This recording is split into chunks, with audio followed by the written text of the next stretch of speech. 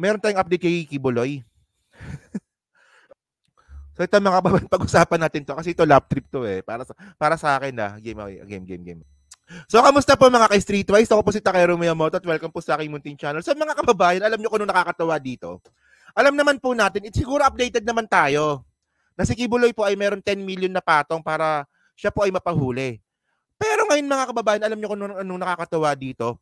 Tinatadtad po ngayon ng tawag yung PNP kung saan po nagtatago si Kibuloy. Di ba? At ang nakakatawa dito, yung mga tumatawag pa talaga is yung mga miyembro pa ng KOJC. Well, alam naman po natin na posibleng paglilin lang yan kasi KOJC yung tumawag. At syempre, hindi rin po natin pwedeng isawalan tabi na posibleng lead na nga po ito. Posibleng lead na nga po ito para matumbok na po natin kung nasaan po yung tumbong ni Kibuloy. Kasi mga kababayan, mukhang effective po talaga yung bounty na nilatag po ng gobyerno na to para mahuli nga po si Kibuloy. Kasi nga po, nahuli na po yung isa. Di ba si Pauline Canada? At si Pauline Canada pala mga kababayan, hindi lang pala siya basta-basta miyembro ng KOJC. Ano pala siya, parte pala siya ng finance ni Kibuloy. Di ba? Okay. So basta kayo, ako lang di naloko ni Digonggong. Buti ka pa, congratulations. Congratulations sa'yo kung ganon, di ba? So ngayon mga kababayan, no, para makuha natin yung narrative po ng content na to, no, basahin muna natin itong mga balita na to. No. So sabi dito, okay, otoridad, merong umanong magandang lead sa kinaroroonan ni Kibuloy. So congratulations. Di ba? Sana mahuli na yan. Hindi, ako mga kababayan, no, ako naniniwala ako no, na malaki po talagang tulong yung bounty. Kasi kung walang bounty mga kababayan, naniniwala po ako na hindi po ito mahuli kahit si Pauline Canada. So, ganun talaga. Pag money talks, everybody listen. Ganun talaga eh. Natural yun eh. Okay? May sinusundang magandang track o lead ang mga otoridad sa paghahanap sa puganteng si Kingdom of Jesus Christ leader Pastor Apollo Kibuloy at iba pang kapwa akusado nito. Ayon kay DILG Secretary Abalos. Okay? So, sabi dito, no, sabi ni Abalos sa report dito. Okay. Maraming info kung saan-saan. But again, mukhang we are on the right track here. Hindi ko muna sasabihin kung saan, sabi ni Abalos sa ambush interview sa Camp Crame. Okay. So, syempre mga kababayan, kunwari kayo, alam nyo kung nasaan si Kibuloy. Tapos merong patong na 10 milyon. Alam ka naman, di nyo ituro. Di ba? Pugante ka pala. Pugante ka pala Kibuloy eh. Pugante ka pala eh. Di ba? Galit na galit si si Jason sa diyan, di ba? Sinabi rin ni Abalos na may natanggap silang impormasyon tungkol kay Kibuloy. So, welcome 10 million, di ba? Hindi malayo 'yon, mangyari 'yon. Hindi malayo pero we have to filter eh. Kasi magmula nung nag-ano tayo, ito nga ang gulo naman ng sulat, di ba? Ito nga kay Ginang Canada, nangyari ito because of this mga information na nagsabi. But of course, maiba dyan, manloloko. We have to filter this. So mga kababayan, totoo naman to. Di ba? Kunwari ako, di ba? Kunwari ako, miyembro ako ng kulto ni Kibuloy at naniniwala ako na si Kibuloy po ay Diyos. Di ba? Kasi ayan ang turo ni Kibuloy eh. Diyos daw po siya eh. Kunwari panatik ako ni Kibuloy at medyo mautak ako, so ang gagawin ko, ililito ko rin po yung mga police. Tatawag ako, magbibigay ako ng maling information. Posible yun. Totoo naman yun. Pero mga kababayan, dahil po sa 10 milyon po na yan, naniniwala po ako na mas marami pong tumatawag ng tamang impormasyon para po matumbok na yung si Kibuloy. At ang nakakatawa dito mga kababayan, tulad ng sinabi ko kanina, yung nagbibigay po ng mga tamang lead, mga miyembro pa ni Kibuloy mismo. Kasi ang problema kasi sa iyo Kibuloy, ginutom mo yung mga miyembro mo. 'Di ba? So ngayon, ituturo ka nila sa ngalan ng 10 milyon. Sige, continue natin 'to, no? Sabi ko sa inyo eh. Tapos ito. ABS-CBN News pa rin tayo. Sabi dito, patuloy ang pagtugis ng mga otoridad kay Kibuloy at iba pang kapwa akusado sa mga address nila pati na sa ibang mga area na posibleng tinutuluyan o pinupuntahan nila. So isipin niyo mga kababayan kung gaano ka-stressful ito. Isipin niyo lang. 'Di ba? Kung gaano ka-stressful ito. Kunwari kayo, yung kasama ni Kibuloy na wanted ngayon, isipin niyo patago-tago kayo. 'Di ba? Patago-tago kayo. So paano 'yon, 'di ba? Hindi niyo nagagawa yung mga bagay na dati niyo ginagawa kasi nga 'di ba? Patago-tago nga kayo. Oh, hindi nga kayo nakakulong naman kayo sa lungganin niyo. Oh, lalo na si Kibuloy. O paano na si Kibuloy? Nasanay yan na nasa harap ng media. Sanay yan na nanguuto ng mga miyembro. Sanay yan na nagdadasal-dasal kunwari. Oh. Sanay yan na merong katabing Palmolive girls gabi-gabi. So paano 'yun? So stressful ito. Oh. 'Di ba? So ngayon mga kababayan, sabi pa dito, continue pa natin. O, sabi rin ni Philippine National Police na patuloy na nakakatanggap ng impormasyon ang hotline ng PNP pero dumadaan nila ang mga ito sa validation. Di ba? So para mas maganda mga kababayan, no? Okay. So, panoorin natin yung report po ng PTB4. At least yung PTB4 mga kababayan, hindi siya nakaka-copyright. Magandang gamitin tong mga content nila. Sige, panoorin natin to. Philippine National Police ang mga natatanggap nilang impormasyon tungkol sa kinaroroonan ni KOJC founder Apollo Kibuloy. Narito ang report. Kumpiyansa si DILG Secretary Benhur Abalos na may magandang lead ang mga otoridad sa kinaroroonan ni KOJC founder Apollo Kibuloy. Kamakailan lang ay naaresto na sa kanyang tahanan sa Davao City ang isa sa mga co-accused ni Kibuloy sa kasong human trafficking at child abuse na si Pauline Canada. Una nang sinabi ni Abalos na lumiliit ang mundo para kay Kibuloy at sa iba pang mga akusado. One thing is certain, no? Maraming impormasyon, maraming gumagalaw. Ito'y sanib pwersa ng pulis at ng military, no? Sabay-sabay na ito eh. So, all of the things na sinasabi nila kung nasaan, all of these are being checked even way before, no? Kaya, doon nasabi yung lumiliit na ang mundo para kay Pastor. Dahil sooner or later, talagang mahahanap na rin siya and we will have to face, of course, the court na nag-issue nitong warrant na ito.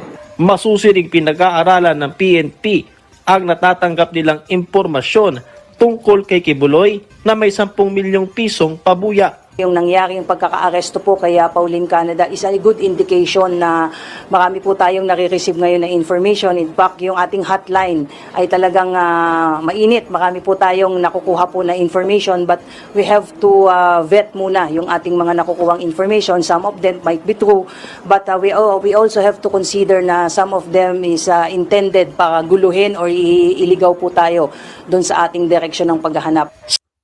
O, di ba? Kala ko, etit lumiliit kay Kibuloy. Natawa naman ako dito. Grabe naman yan. Sabi ni sabi nito ni Fire Rabbit. Kala ko etit si Kibuloy lumiliit. So ito, no? Puro kakalokohan eh. So ngayon mga kababayan, no? Ito. Okay. So ngayon, ang malinaw na nakakatanggap si Kibuloy nakakatanggap po ang PNP ng mga tawag para po ma-lead kung saan nga po natatago si Kibs. So ito no, nakita ko to sa balita kanina sa Manila Standard ko ito nakita no.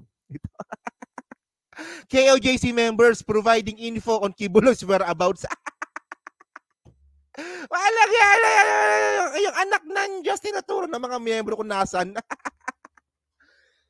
Isipin nyo, no? Oh. Ngayon, tinatagtad po ngayon ng tawag yung PNP kung nasan si Kibuloy. So karamihan po ng mga tumatawag sa PNP, mga miyembro din ni Kibuloy. Sabi ko sa inyo eh.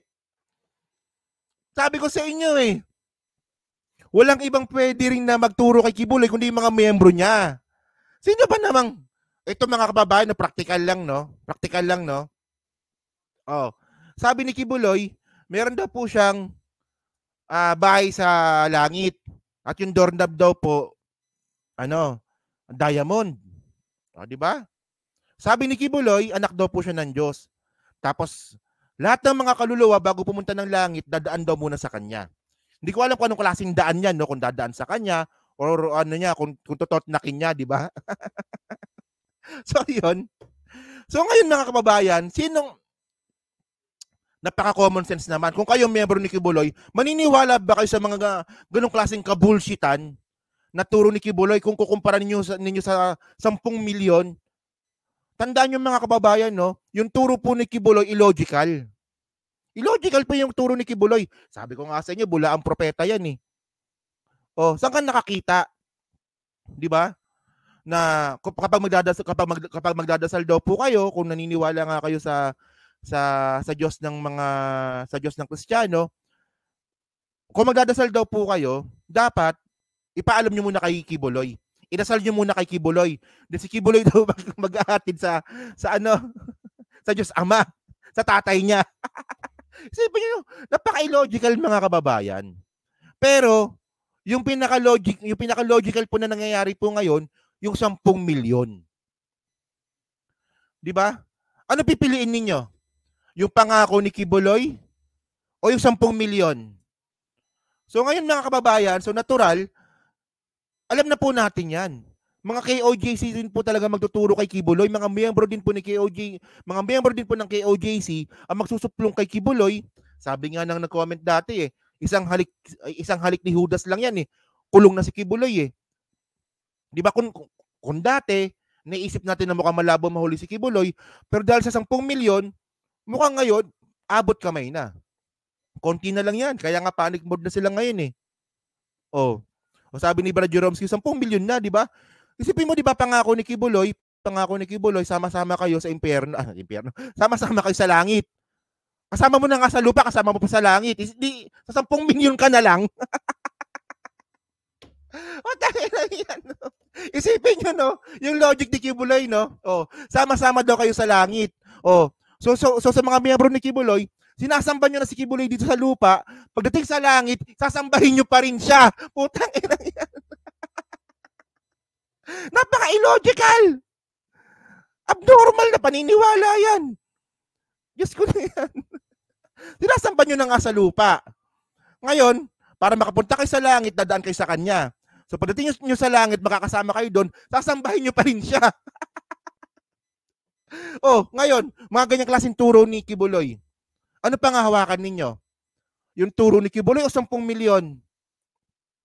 Oh. 'Di ba?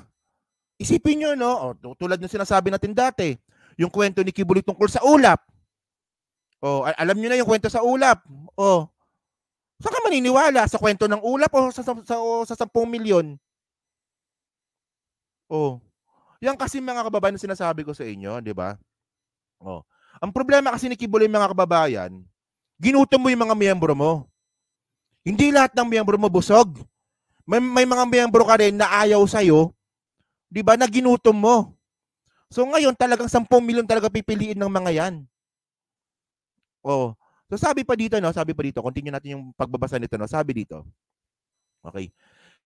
Several individuals claiming to be members of Kingdom of Jesus Christ are providing tips to the police on the possible location of its fugitive leader Apollo Kibuloy. In an interview reports, Monday, July 15, 2024, Interior and Local Government Secretary Benhur Abalos said they are receiving hundreds of information from various sources, including members of the KOJC, especially after the bounty of 10 million was placed on Kibuloy's head and 1 million each on his co-accused. So malinaw mga kababayan, 'di ba, na talagang may maghuhudas talaga sa miyembro ni Kibuloy. 'Di ba? So ito sinasabi ko sa inyo eh. Ang problema kasi kay Kibuloy, naka-focus kayo dito. Diyan sa mga takakalat mo ng propaganda. Ayan, no? Ang inang mga mukha talaga to, no? Magkano binabayad mo dito? Oy, Kibuloy, tsaka Digong, magkano binabayad mo dito sa mga tao na to? Yan, no, kay Badoy, kay Mark Lopez, kay Banat Bay, kay Trixie, kay Dada, sino pa ba to? Si Judea, si Oli, tapos yung pangit na Jay Guevara. Isipin nyo mga kababayan, no? Naniniwala naman ako na yung mga ibang miyembro ni Kibuloy, naging tanga sila minsan. Pero minsan po, may mga mauuntog po dyan. So may isip naman nila mga kababayan na kami, ginugutom kami ni Kibuloy, pero itong mga tao na itong mga kababayan, binabayaran ni Kibuloy ng hundreds of thousands of pesos. Naniniwala ako, 6-digit po bayad sa mga yan. Paano ko nasabi? Unang-una si Banat Bay. Di ba si Banat Bay? O magkano sinusweldo ni Banat Bay sa YouTube channel niya? Di ba base sa mga nakita ko po, pumapalo siya ng 400 to 500,000 a month. Pero, di ba, sinakripisyo niya yung mga ibang oras niya para maging host sa SMNI. So, syempre, tatapatan nila yan. Di ba? Si Oli, nasa 6-digit din yung sweldo niya sa YouTube. So, syempre, tatapatan din po ng SMNI yan. Kaya ako naniniwala ako na ang binabayaran po ni Kibuloy at ni Duterte sa mga propagandist nilang mga vlogger, nasa 6-digit din po yan. Tapos, 6-digit na nga binabayaran mo sa mga vlogger mo, yung mga miyembro mo naman gutom. Anong pinapakain mo sa kanila? Lupa. Lupa tsaka pangako ng langit. Oh. Tapos mga kababayan, no, hindi lang yan, meron pa dito. Ito pa. Yung pogi na yan, si Jason Sa. Magkano binabayaran ni Kibuloy dyan? 1 million a month. 1 million a month. 1 million a month, tapos yung mga miyembro mo gutom. Talaga matutukso talaga yan sa 10 milyon. Ganun lang naman ka-basic dun eh. Diba? Ako naniniwala naman akong ganun eh. Na minsan po sa buhay po natin, minsan po nagiging tanga tayo. Minsan po sa buhay natin, nagiging tanga tayo at maniniwala tayo kay Kibuloy. Pero naniniwala naman ako na hindi naman po tayo habang buhay na tanga. Mauuntog at mauuntog din po tayo eventually. So itong mga miyembro po ni Kibuloy na nauntog na alam nilang gutom sila, ay, teka lang, bakit yung mga vlogger, bakit ito sila Jason Sa? Ang laki ng sinusweldo kay Kibuloy, samantalang kami na nagpapakahirap na sinasamba yung tae ni Kibuloy, di ba? Ang pinapakain sa amin lupa at saka pangako ng langit. So talaga matutukso po talaga yan sa 10 milyon. Di ba yan? Para sa Alibuga, di ba? Sa Alibuga, naniniwala kay Kibuloy yan. So yun mga kababayan, no? So kayo po mga ka-streetoys, no? Ano nga po masabi nyo nga po dito, sa mga miyembro po ni Kibuloy na walang humpay na tumatawag po sa tawag nito, sa PNP para magbigay po ng lead, di ba, para isuplong or ituro ang kinaroroonan ni Kibuloy. Di ba? So, thank you mga kababayan sa pa-comment lang po sa baba. At dyan po sa 500 po na nanonood ngayon, so hindi pa po nakakapag-like, paligtan lang po ng video po na to para din po makatulong din po sa algorithms po ng content po na to. So, thank you mga kababayan. So, meron po tayong isang topic, no? And then sana mamaya, makapag-live stream ulit tayo mamaya ng alas 7, no? Sana lang, di ba?